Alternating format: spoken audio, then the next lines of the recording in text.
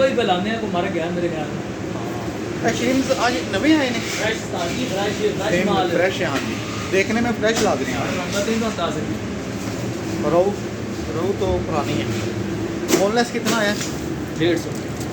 150 kilo. और ये कौन सी मछली है शेख? मुगार कौन सी है?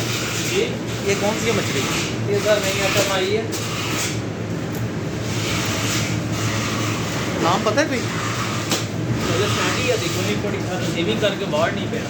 ये तो क्या करें है ना, फर्स्ट टाइम भाई। ये सारा -2 टेम्परेचर हमारा ठीक हो गया। अभी फ्रेश आई। ये कौन सी है? मुश्किल रेड स्नैपर है। Red snapper. हाँ रेड ट्विन सैल्मन है। ट्विन सैल्मन और रेड स्नैपर जबरदस्त।